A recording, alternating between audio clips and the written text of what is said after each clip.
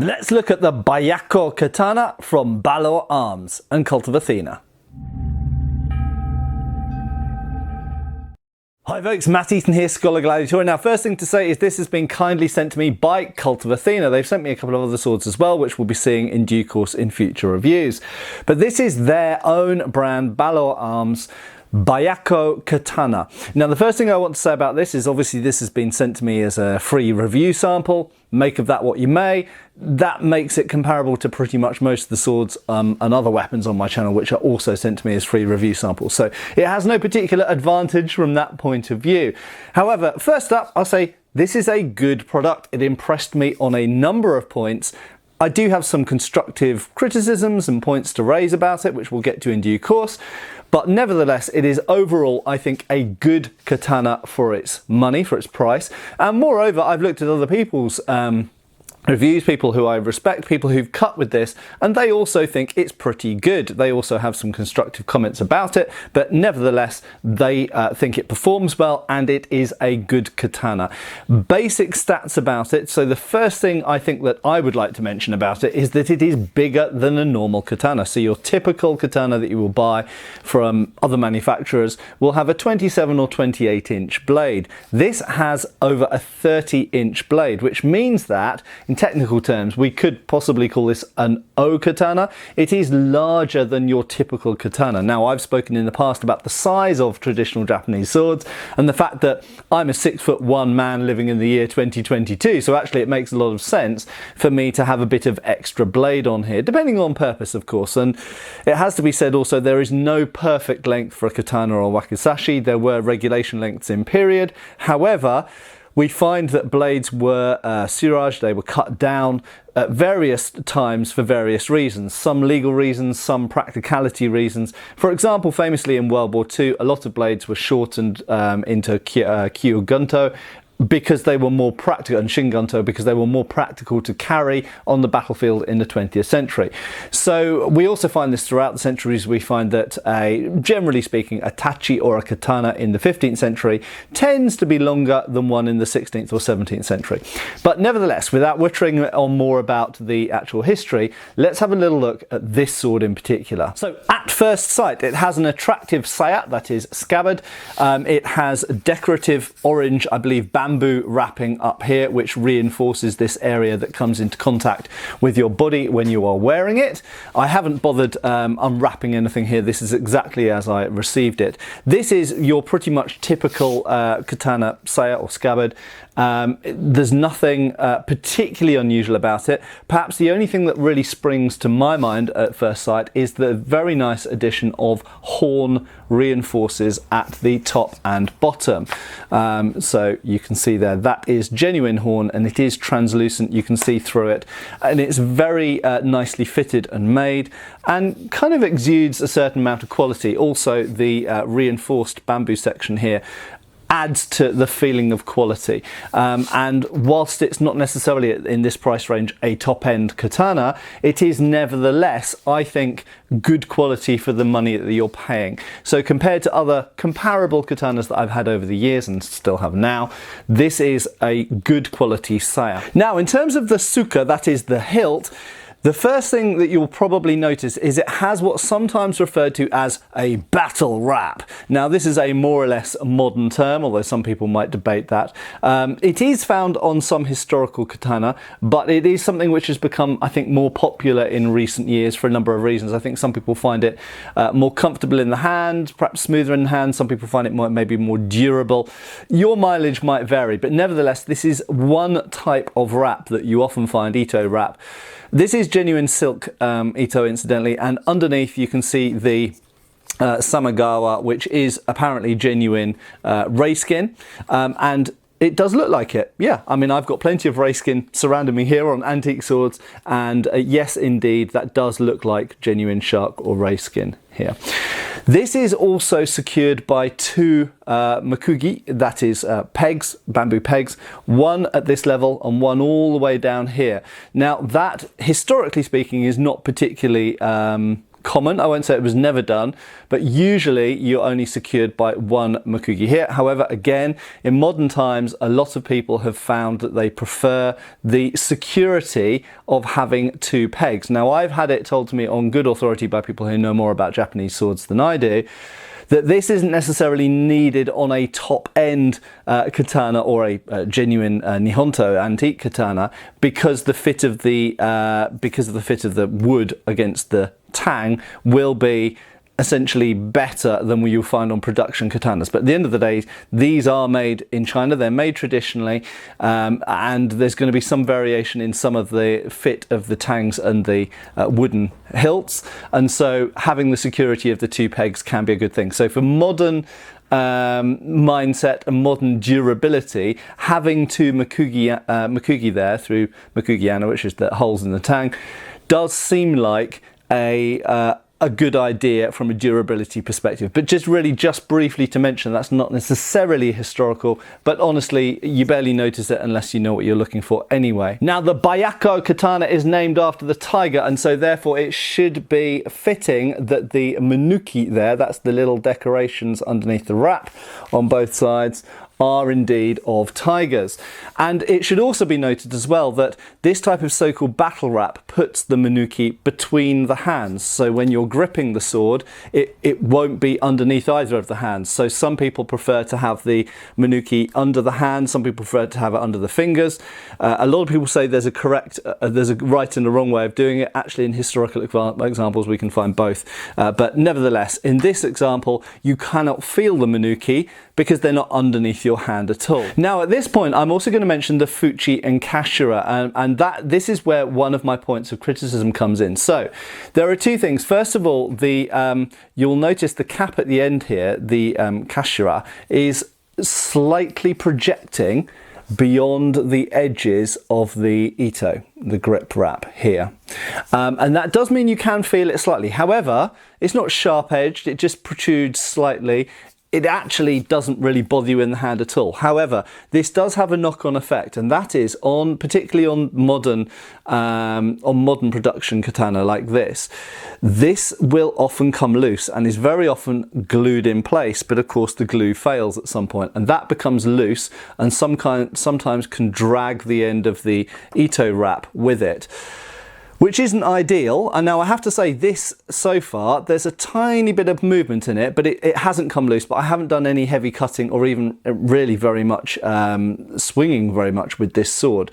So I do suspect that that might come loose, and that will be promoted by the fact that you do have this very slight ledge there, which ideally should be avoided. But you know, if it does come loose, you can always glue it back down. Glues were traditional in the manufacture of these swords anyway. The other thing actually I just forgot to mention, I'll come back to, is the shape of this grip. Now, you'll notice that it's slightly wasted. Not drunk, that means it has a slightly thinning section in the middle. So that is really, really cool, and I really like to see that. That's not to say that all historical katana have that, or tachi or any other Japanese swords, but the fact that it has this shaping to it gives it a more subtle and slightly more historical look. Now, I will say a general tendency in production katana is for the grip to be the Ito to be very, very straight. And this is dead straight, it has to be said. It would be nice if there was a little bit more curve in it. But that being said, not all historical ones, so this is a kind of Edo period wrap, so 19th century essentially. This is what you would expect to find on a katana of the 1800s. However, if we're looking at earlier Japanese swords, we'd expect to have very often, if not always, a little bit of a slight curve to the grip. Not as much as you'd find on a tachi, for example, but just a little bit. It is a very straight grip. But as I say, you do find examples like that earlier. So, you know, it doesn't ruin the sword. It's just worth mentioning. But the main thing is that I do like that it has wasting. And this, I feel, gives you a better grip and a better feel on the sword. And it gives it a better look. It gives it a more subtle and slightly more expensive look rather than just one of these big blocky straight grips. Now, as I said, I was going to mention the Fuchi. Now, the Fuchi is this ring around here, which is essentially designed to reinforce the suka being the wooden part of the hilt, the grip, essentially. Obviously inside you've got wood, then you've got strips of samagawa or rei or shark skin, and then you've got ito. Now all of this helps to keep together the wood, but nevertheless, because of the nature of the rather broad nakago or tang on a katana, and the way that it's used, you often get splitting that happens on Japanese swords at this region, and therefore this ring, this fuchi, is very important at holding everything together. So it's a very important functional part of the sword, and this is doing its functional job, although it's not fitted particularly closely to the suka. So in terms of holding the wood together, I would prefer to see the fuchi fitted in more tightly into the wood of the suka, and then have, rather than, as you can see, the ito or wrap, the silk wrap, kind of goes underneath the fuchi, and I would prefer to see it butting up to the fuchi, as we find on usually on originals, and actually that fuchi has more of a direct contact, more of a surface area contact with the wooden suka underneath, and then the wrap comes up to it, butts up to it, and that means that this fuchi does its job of holding together the wood of the suka more effectively. That being said, I'm sure this is a fairly strong grip. I'm sure it'll be pretty durable, and that fuchi is there as we'd expect it to be, and it is a plain fuchi. It's got no kind of decoration on it. Now that's got an advantage in one sense. A lot of times with modern production katanas, they put a lot of surface decoration on these fuchi, and that means that when you're using the sword, often you get rubbing. All this has is some very shallow impressed or cast, I don't know, lettering there. That aside, there's no real texture there to abrade your thumb or fingers or anything else, where some fuchi would do. But the main problem with the fuchi, apart from the fact that it's not really close into the suka wood, is that you have a ledge. Now I notice I'm not the only person to have noticed this on this Byakko Katana. So despite the fact that it is a nice sword for the money, it is a good quality sword, and we'll talk about the blade in a second. The blade is very good and performs very well, but that ledge, both front and back, really would have been better avoided. Okay, so in an ideal world, I'd like to see that fuchi re-engineered to be smaller, so it sits in tighter to the suka, therefore strengthening the suka, and not having that ledge that is going to interfere with your manipulation of the grip when you're using the sword. In terms of the suba, or the guard, I understand that this is actually made of stainless steel, if I have understood correctly, but it is made to look, it's antiqued, so it doesn't look like stainless steel. It looks like some kind of alloy to me, which obviously stainless steel is, but it looks like a non-steel alloy. Now on this suba, we again get the tiger emblem. I hope you can see that on screen there.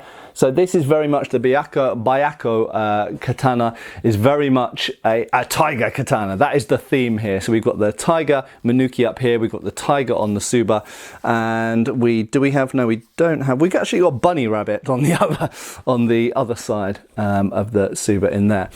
Right, so let's get on to the seppa. Okay, so that is the washers. They're copper, and I really like that they chose copper. They're red copper. If we look at Nihonto, if we look at genuine antique Japanese swords, they almost always have, or certainly the ones I come in contact with, have copper seppa, that is washers. The washers are what create the compression between the different things and keep the suba tight, for example. Because remember that this isn't a compression, this isn't pinned or tightened, screwed down at the end like a European sword. These makugiana, or holes through the nakago or tang, they are fixed points. So if this loosens up, you have to introduce another washer, or seppa as they're called. So I really like that the seppa are copper, because it just looks more classy to me, and also the colour contrast between the copper seppa and the black or very dark suba, I think is a really nice contrast. I think it just looks more classy, looks more expensive than a brass one. We don't really see brass ones on the antiques very much. You sometimes see gilded ones which have a similar look to brass. Right, okay, Before I take the sword out and have a talk about the blade and the various other components, just the fit of the sword in the scabbard. So this is a good fit. It is tight, but not crazy tight. So it is tight enough that you can shake it pretty securely like this and it will not come out. Not all swords are built like that. If we're talking about European or Middle Eastern swords, often if you turn them upside down, they will drop out, even the antiques, because they're not designed to be like that. But remember that a katana is worn through the obi, it's worn through the sash at a horizontal level. So in some situations, if, for example, you suddenly bent over forwards or something like this, your sword might point downwards, okay? And additionally, there are obviously certain techniques. I don't practice Japanese swordsmanship, but there are certain techniques where you might push the sword downwards before drawing it for certain reasons. So you want your sword to be pretty secure in the saya or scabbard when it's upside down. And in this case, it is really secure. It's got a really nice fit. So, right. On to the blade. So basic stats. So the first thing to say about the blade, and this is very relevant for potential UK buyers incidentally, is that this is a traditionally hand-forged by hand blade made of T10 steel, alloy carbon steel, with a clay tempered hamon, okay? And it has Niku style edge geometry, so fairly robust edge, but should be very sharp anyway, and is highly polished. And this blade is 30 inches long, as I mentioned. So we just gingerly do this on the tip there. So if we come down to the Suba, it is exactly 30 inches or just over 76 centimeters. Oh, incidentally, down to the top of the Habaki, so if we're actually measuring the Nagasa, then it would be 73.5 centimeters, about 29 inches. So other companies selling a katana of this length might market this as an O katana, whether you consider that a historically valid term or not. Big katana, it just means. And indeed, therefore, this is a couple of inches longer than most katanas you will buy. And it's good for it. You can feel it in the hand. It means you've got a lot more projection and inertia, and you can feel that extra length. It feels more familiar to someone who's used to, for example, European swords, because you've got that extra reach and that extra length. Now, something that really impressed me about this sword is the very noticeable distal taper and profile taper. So I have got my calipers here, which are plastic. Don't worry, I'm not going to damage the blade. So at the base of the blade is 32.4 millimeters wide. If we come up to the Yakote, then it's 22.9 millimeters. So it tapers in this direction. But additionally, it has so-called distal taper. I know some of you hate that term, but I'm going to use it anyway. And it's 7.3 millimeters thick at the base of the spine. If we come to the middle of the blade, it is 5.5 millimeters. And if we come up close to the Yakote, it's 4.6 millimeters. So it has noticeable taper in this plane and noticeable taper in this plane. And the result, therefore, is you have a sword which in your hand, when you're not swinging it, has a fair amount of heft to it. It weighs, I think, about 2 pounds 10 ounces. But when you move the thing, it actually moves really quite quickly and responsively. And that is because you've got taper in both planes. It means it drags that center of gravity back to here. So you've got the majority of your mass in the middle around this portion here. So some production katanas, certainly in this price range, and very much so cheaper ones, will very often feel very, very tip heavy. And admittedly, there are some original Nihonto Japanese swords that do handle like that, but most don't. And one thing that modern Chinese made production katanas often miss is the degree, the subtlety of tapers that you have in traditional Nihonto. And this has got close to it. Now, if we look at the overall shape, so again, we'll notice we have got a graceful shape with the sori in this portion here. So if we look at the upper region of the blade, it's relatively straight, and most of the sori is around the middle of the blade here. It's not a huge, curvature, not a huge curvature, But it's a good one, and it's got the curvature in the right portion of the blade here.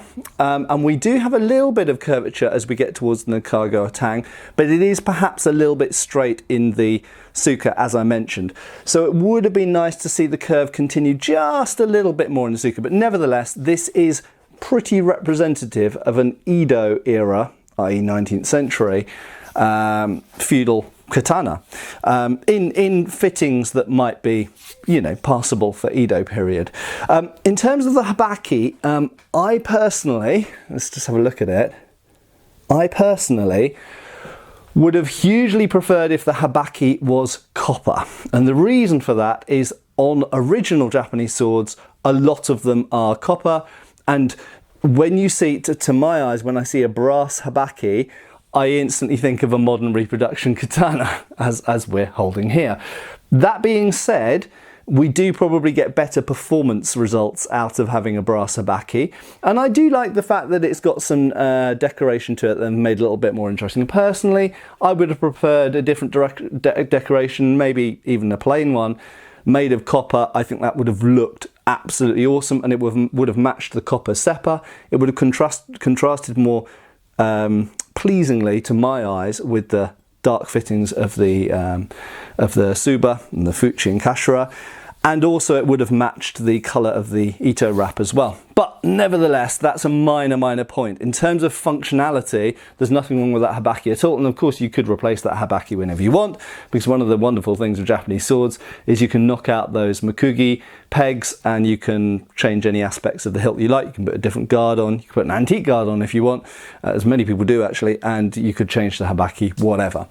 The main thing that you're getting with this sword, in my opinion, is you're getting a T10 clay tempered, edge quenched, differentially hardened, relatively traditionally made in that sense, and traditional looking blade of 30 inches in length down to the, if we come down to the Suba, which is a nice length, really nice extra length for most modern practitioners who are more than average height. And it's got really good taper. It's got good distal taper, profile taper, and quite a pleasing shape, and a nicely done, nicely shaped yokote, I have to say. And oh, and the hamon, I don't know how much you'll be able to see in this light, but the hamon, oh, you can just about, there we go. There is some, you see some, what looks like dust on the blade, and that's from the inside of the scabbard. And I suppose that's something to be aware, that's something I noticed, is when I first got this sword, I cleaned that fluff off the blade, and once I put it inside the scabbard a couple more times, it came back out with it. So there is some sort of dustiness inside the scabbard. It doesn't seem to do the blade any damage, but it can look a little bit displeasing. So you use an appropriate cloth to clean it, and then it looks fine. But as you can see, the hamon is, let's try and get a focus on here. The hamon's rather pleasingly done, quite subtly done, and honestly quite similar to certain types of antique hamon that we see on Nihonto. I would say in a couple of places you can see right there the quench line is rather close to the edge. It's fine up here, fine up here, fine up here. Yeah, it's fine in most of the rest of the blade. There is one point where it just went a little bit close to the edge, which is not great because it means you're not going to get the hardest steel at the edge anymore. But nevertheless, in terms of handling, this thing, it moves absolutely beautifully. Like I said, you can really feel the taper and the temper on this thing. It moves beautifully. I'm not going to do any cutting demos in this video, except for sharpness with a piece of paper. Total truth, I haven't tested the sharpness with a piece of paper here yet, so I don't know what's going to happen, but I suspect it will be, yeah, pretty good. Snagged a little bit there. Yeah. I'll just get a different angle. It's a bit too floppy from that side. Yep. It's pretty good. It's not the sharpest blade. Yeah, pretty good. Pretty good. Okay, so it's pretty damn sharp. As you know, honestly, these days I think the quality of Chinese-made production katanas, traditionally hand-forged, hand-polished, clay-tempered, they've reached a pretty good standard now. There's still improvements that can be made to do with the shape and the fittings, as I've spoken about, but nevertheless, for its price, for its value, I think what you're getting here is a really good package, and also for that price, for, you know, just a little bit of tinkering around and a little bit extra, you could make this more how you like it. You know, you could change certain aspects of the fittings if you wanted to, and it's a good basic, good quality blade for the money. So there we go. Check out the links below. Thanks again to Kult of Athena for sending this through to me. The Byakko Katana, that I would personally call an O katana due to the size, but I'm not complaining at all because I love having those couple of extra inches. And who doesn't love having a couple of extra inches when you need them? So yes, a very nice package, nicely made.